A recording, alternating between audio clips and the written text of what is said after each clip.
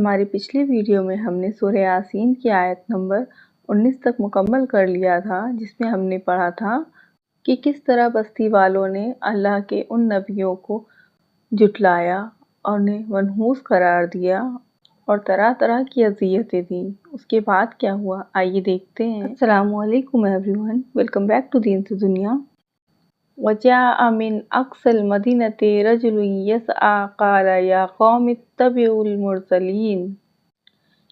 جب بھی کوئی اسلام مخالف یا کوئی بھی سوشل ریفارمیشن کی بات ہوتی ہے تو وہ بات شہر سے نکل کر شہر کے باہری علاقوں میں پھیل جاتی ہے۔ اب یہ بات بھی شہر سے نکل کر شہر کے کناروں تک پہنچ گئی کہ کچھ لوگ شہر میں آئے ہوئے ہیں اور خود کو اللہ کا رسول بتاتے ہیں اور لوگوں کو ایک اللہ کی طرف بلاتے ہیں، برائی سے روکتے ہیں اور اچھائی کی نصیحت کرتے ہیں، اور شہر کے موجودہ لوگ ان کے ساتھ بدسلوکیاں کر رہے ہیں۔ تو کیا ہوا؟ وَجَاءَ مِنْ أَقْصَى الْمَدِينَةِ رَجُلٌ، وجاء اور آیا، من اقصل دور سے، مدینتی بستی سے، رجل یسعیٰ ایک شخص دوڑتے ہوئے، قال یا قومی بولا اے میری قوم، اتبعوا المرسلین رسولوں کی بات مان لو یا رسولوں کو فالو کرو۔ اب سمجھیے، جن کے سامنے رسول ہے انہیں کچھ دکھائی نہیں دے رہا، اور ایک وہ شخص ہے جس نے دوسروں کے ذریعے سے رسولوں کی باتیں سنی اور انہیں سن کر وہ آیا کہ کیا کشمکش مچی ہوئی ہے شہر کے اندر، ان رسولوں کی بات مان لو۔ اتبعوا فالو کرو یا پیروی کرو، من لا یسألکم جو نہیں مانگتے تم سے، اجرن کوئی بھی طرح کا عذر یا کسی طرح کی کوئی پیمنٹ، وہم اور وہ ہیں مہتدون سیدھے راستے پر یا ہدایت پر ہیں۔ اتبعوا من لا یسألکم اجرا وہم مہتدون، اور فالو کرو ان لوگوں کو جو تم سے کسی بھی طرح کا بدلہ نہیں چاہتے اور وہ سچے راستے پر ہیں۔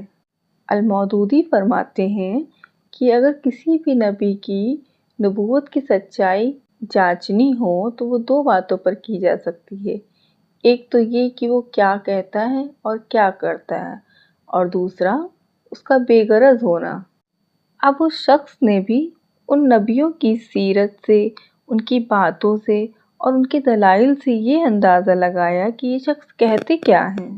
کیا یہ اپنی ذات کی طرف بلا رہے ہیں؟ نہیں، یہ تو اللہ کی طرف بلا رہے ہیں۔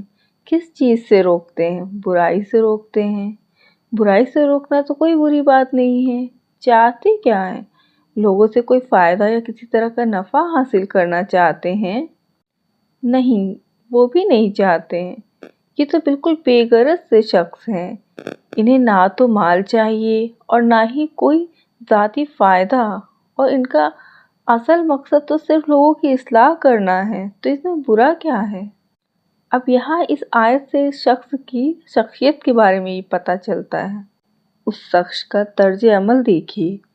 پہلی بات تو یہ، جب اس نے حق کا پیغام سنا تو وہ صرف سن کے بیٹھا نہیں رہا، بلکہ اس کو مانا اور اٹھ کے چل دیا، اور صرف چلا ہی نہیں بلکہ دوڑتے ہوئے آیا، اور صرف دوڑ کر نہیں آیا، جلدی جلدی آیا، کیونکہ جو انسان جتنا صاحب بصیرت ہوتا ہے وہ نیکی کے کام کو کرنے میں اتنا ہی جلدی کرتا ہے۔ اب یہاں اس بات سے یہ سمجھ میں آ رہا تھا کہ محمد صلی اللہ علیہ وسلم کی بات اور ان کا عمل بتا رہا ہے کہ وہ صحیح راستے پر ہیں، اور پھر ان کی جد و جہد کے پیچھے کسی نجی فائدے کا نام و نشان تک نہیں ہے۔ پھر کوئی سمجھدار انسان ان کی بات کو رد کیسے کر سکتا ہے؟ وَمَا لِيَ لَا أَعْبُدُ الَّذِي فَطَرَنِي وَإِلَيْهِ تُرْجَعُونَ۔ پھر وہ نیک شخص اپنا موقف بتاتا ہے کہ وَمَا لِيَ اور کیا ہے مجھ کو، لا اعبد نہ عبادت کروں، وَمَا لِيَ لا اعبد اور کیا ہے مجھ کو نہ عبادت کروں میں، کیوں نہ عبادت کروں میں؟ جب اس شخص نے دیکھا کہ ساری قوم مخالف ہے، پیغمبروں کی بات نہیں کر رہی، عبادت نہیں کر رہی، تو اس شخص نے اپنے آپ کو عبادت کے لیے تیار کر لیا، اور فوراً اس کو جو بات سوجھی وہ کیا تھی؟ میں کیوں نہ عبادت کروں، کیوں نہ میں اللہ کا بندہ بنوں، عبد یعنی بندہ یا غلام، عابد یعنی بندگی کرنا، تو میں کیوں نہ اس کی عبادت کروں جس کا حق سب سے بڑا ہے۔ الذی فطرنی، وہ جس نے مجھے پیدا کیا یا مجھے بنایا، وَإِلَيْهِ تُرْجَعُونَ، اور جس کی طرف مجھے لوٹ کر جانا ہے، تو کیوں نہ اس کے بن کر رہوں، کیوں نہ اسی کی پیروی کروں یا اس کا وفادار ہو جاؤں۔ اب یہ سمجھیے کہ عبادت کیا ہے۔ جب ہم عبادت کا لفظ استعمال کرتے ہیں تو اس کا تعلق ہر اس قول و فعل سے ہوتا ہے جو اللہ کی محبت اور اس کی رضامندی کے لیے کیا جائے، خواہ ظاہری ہو یا باطنی۔ ہر کام کوئی بھی ہو، چھوٹا یا بڑا، صبح سے لے کر شام تک، جگنے سے لے کر سونے تک، ہر وہ کام جو اللہ کی رضامندی کے لیے کیا جائے سب عبادت ہے۔ عبادت صرف نماز یا روزے کا نام نہیں ہے، ہر چیز عبادت ہے، شرط یہ ہے کہ وہ اللہ کی رضا، اس کی محبت کے خاطر ہونی چاہیے۔ مثال کے طور پر آپ وضو کر رہے ہیں، وضو کیا ہے؟ ہاتھ منہ دھونا، خود کو کلین کرنا تو آپ کا ڈیلی روٹین ہے، رائٹ؟ پر اگر یہی کام آپ اللہ کو راضی کرنے کی نیت سے کرتے ہیں تو یہ عبادت میں شامل ہو جاتی ہے۔ آپ واش روم میں انٹر ہوتے ہوئے اپنا بایاں پاؤں پہلے اندر رکھتے ہیں، جانا تو آپ کو ویسے ہی بھی تھا نا، پر اگر آپ اللہ کی رضا کے لیے یہ خیال کرتے ہیں کہ اللہ اور اس کے حبیب کی سنت کے مطابق عمل کروں گا یا کروں گی، تو آپ کا وہ بایاں پاؤں رکھنا عبادت ہو جاتی ہے۔ أَأَتَّخِذُ مِن دُونِهِ آلِهَةً إِن يُرِدْنِ الرَّحْمَنُ بِضُرٍّ لَّا تُغْنِ عَنِّي شَفَاعَتُهُمْ شَيْئًا وَلَا يُنْقِذُونِ۔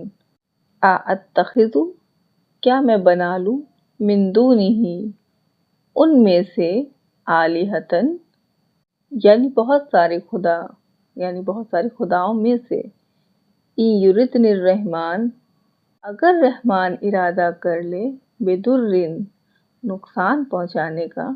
اب یہاں سمجھیے، ان یردن الرحمن بدرن، کیا رحمان بھی کسی کو نقصان پہنچاتا ہے یا پہنچا سکتا ہے یا ارادہ کرتا ہے؟ ہاں بالکل کرتا ہے، یہی تو یہ آیت کہہ رہی ہے، اللہ کے اذن سے لوگوں کو نقصان پہنچتا ہے۔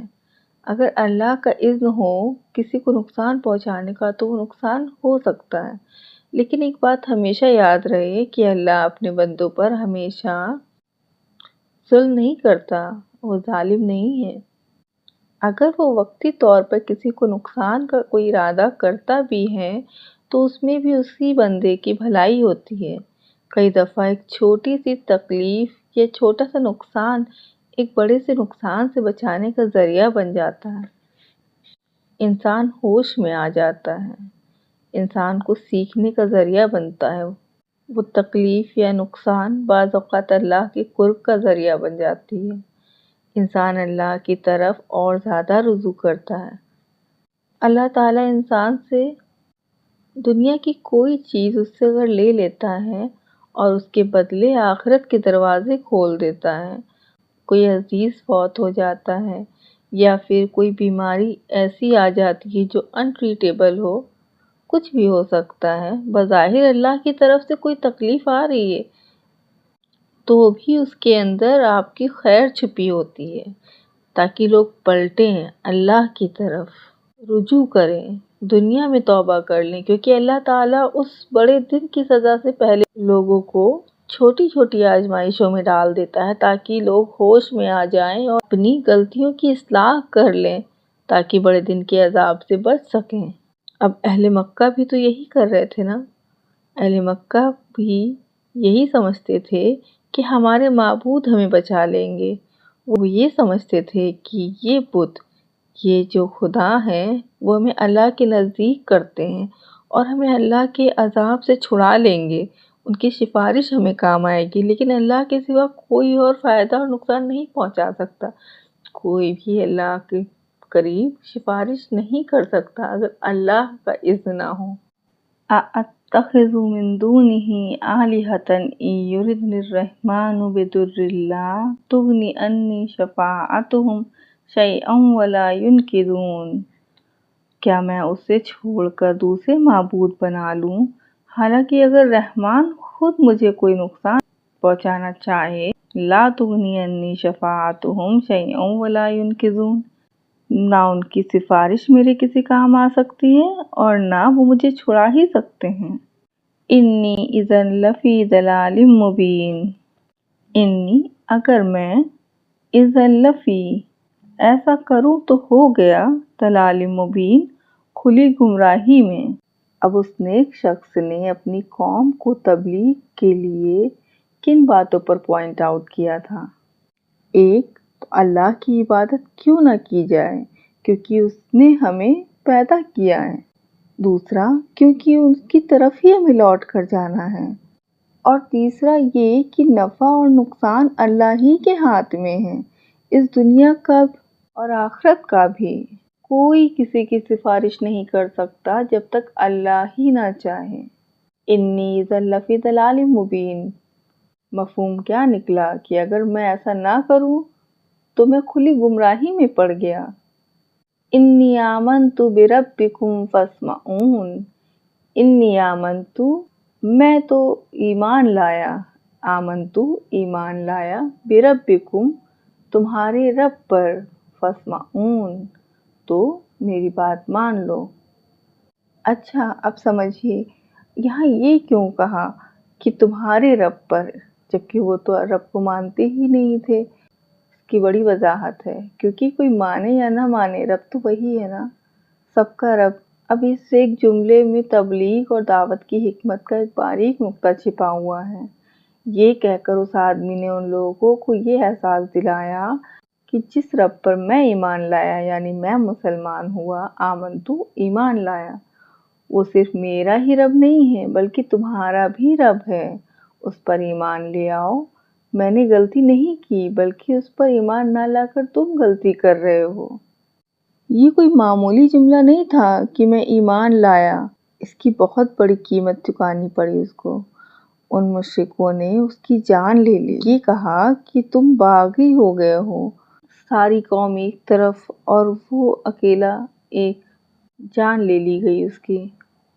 قیلت ادخل الجنہ، اور کہا گیا جنت میں داخل ہو جا۔ اللہ تعالیٰ نے فوراً اس کے انجام کا ذکر کیا، منفی بات نہیں کی کہ لوگوں نے اس کو مار ڈالا یا اس کی جان لے لی، بلکہ ترنت اس کے انجام کا ذکر کیا، قیلت ادخل الجنہ، داخل ہو جا جنت میں، اور کہا گیا داخل ہو جا۔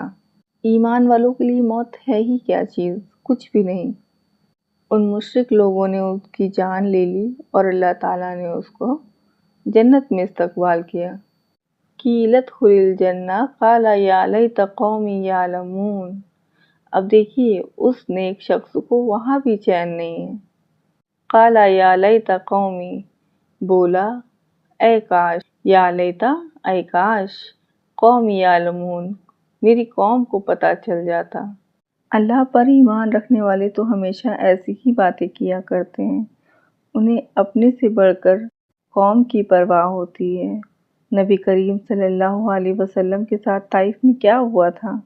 جب خون سے بھری ہوئی جوتی کے ساتھ عتبہ اور شیبہ کے باغ میں آپ صلی اللہ علیہ وسلم نے اللہ تعالیٰ سے اپنی تکلیف کا اظہار کیا تھا اور دعا کی تھی، تو فوراً اللہ تعالیٰ کا فرشتہ نازل ہوا اور اس نے کیا کہا تھا کہ یا رسول اللہ اگر آپ عرض کریں تو میں ان طائف والوں کو ان دونوں پہاڑیوں کے بیچ مسل کر رکھ دوں۔ اس پر آپ نے کیا جواب دیا تھا؟ نہیں، کیا پتہ کہ ان طائف والوں میں سے ان کی اولاد کوئی کل ایمان لے آئے۔ ایمان والے ہمیشہ اپنی ذات سے پہلے اپنی قوم کے بارے میں سوچتے ہیں، تو یہی حال اس نیک شخص کا تھا۔ جنت میں تو داخل ہو گیا وہ، لیکن اسے وہاں بھی چین نہیں، وہاں بھی وہ اپنی قوم کے لیے دعا کر رہا ہے کہ کاش، آئی وش، یا لیت قومی یعلمون میری قوم کو پتہ چل جائے، بما غفر لی ربی کہ میرے رب نے بخش دیا، کس چیز کے ذریعے، کس بات پر میرے رب نے مجھے بخش دیا، اس کی ساری زندگی کفر میں ہی گزری تھی، ابھی تو اس کو اسلام کا پتہ ہی چلا تھا، ابھی تو بس وہ ایمان لے کر آیا تھا، عبادت کا ارادہ کیا تھا، عملی جامہ تو ابھی پہنایا ہی نہیں تھا، تو کیا چیز تھی، کس سبب اس کو بخش دیا گیا؟ انی آمنت بربکم فاسمعون، حق کو قبول کرنا اور اس کا اظہار کرنا، کیونکہ ایمان میں اظہار شامل ہے، اور یہاں اظہار کی اس کو سزا دی گئی تھی کہ اس کی جان لے لی گئی تھی۔ وَجَعَلْنِي مِنَ الْمُكْرَمِينَ، اور بنا دیا مجھے باعزت لوگوں میں۔ قوم نے تو اس کو ذلیل کیا تھا اور اللہ نے اس کو عزت بخشی۔ عزت کس کے پاس ہے؟ اللہ کے پاس، اور ہم لوگ اس کو بندوں میں تلاشتے رہتے ہیں، اور ایسے ہی لوگ جنت میں باعزت طریقے سے رکھے جائیں گے۔ اب جب بستی والوں نے اس نیک انسان کے ساتھ اتنا ظلم کر لیا اور اللہ تعالیٰ نے اس کو بخش دیا اور جنت میں والوں میں شامل کیا، اس کے بعد ان بستی والوں کا کیا ہوا؟ اس بستی پر اللہ تعالیٰ نے کس طرح عذاب نازل کیا؟ انشاءاللہ اسے ہم اپنے نیکسٹ پارٹ میں کور کریں گے۔